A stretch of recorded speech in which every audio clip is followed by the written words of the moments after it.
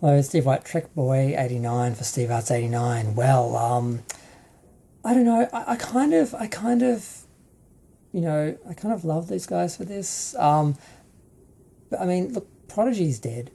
It doesn't have the audience it needs for the budget to justify continuing being produced and being on a streaming service. That's why Paramount cancelled it and scrubbed it off the series and sold it off the streaming service, the platform, and sold it to Netflix just as content to screen, basically.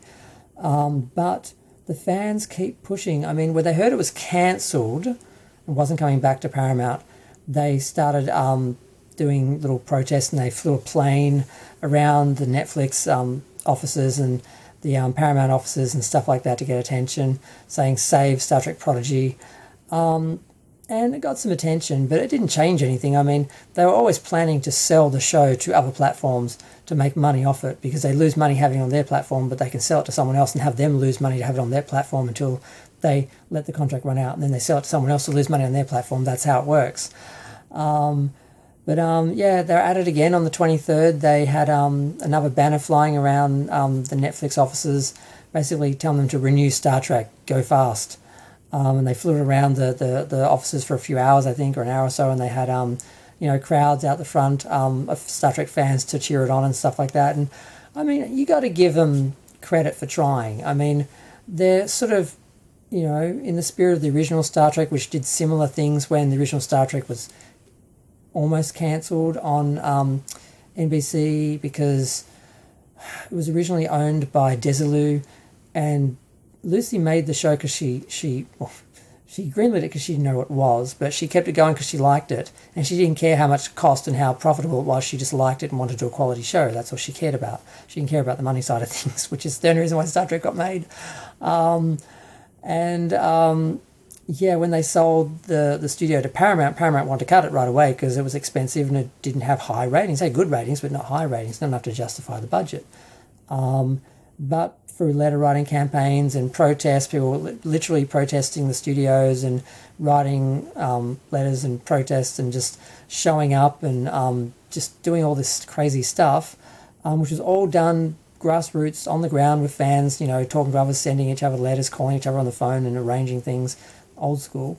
They convinced the network that there was a strong enough fan base that if they changed the time, there was an audience for this show. But then they ended up not changing the time, putting it at a later time, and just deciding to kill it, basically. They got another season out of Star Trek, but that's all they got. And these people have obviously been inspired by that. But the difference was there was an audience for Star Trek. There was a need for Star Trek back then. There isn't a want or need for Star Trek Prodigy. No one wants this show. No one needs it. I mean, there's a small group of people, and I feel bad for them because they're not going to have this kind of success I think they're dreaming of that they had with the original Star Trek, where they got another season and then went to syndication and got even bigger, and then it went on to be a movie series, and then it went on to be a syndicated live action drama, 1 hour drama, which had never really been done before to any real success, I don't think. And I don't think they're going to have that story come from this. But I mean, you got to give them credit for trying and having faith and hope and believing and putting the money into flying that little plane around.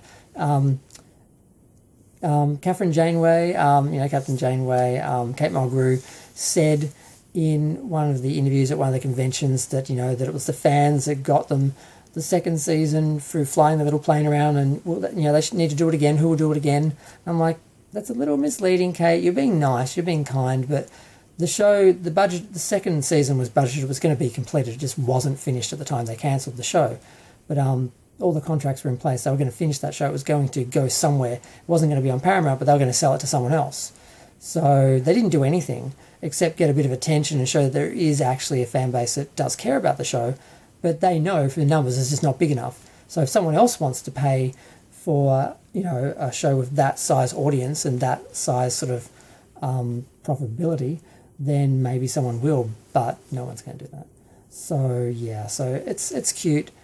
I think these people sort of on one level have the spirit of Star Trek in their hearts, but unfortunately they've attached their wagon to the wrong show, because Prodigy's not going to get another season, because it's, especially where it's going in the next season, where they've totally dismantled Starfleet, and it's just this little crew of kids basically having little adventures and exploring space, while the rest of Starfleet basically turns into a isolationist nightmare. That's really not a future any Star Trek fan wants to see or wants to support. So there's no way they're getting a third season.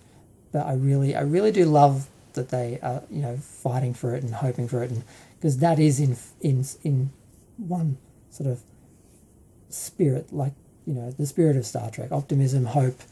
It's I feel bad for them, but I'm a little bit inspired for them. I'm kind of proud of them, but disappointed for them, because they're not gonna get the result that they got in the 60s.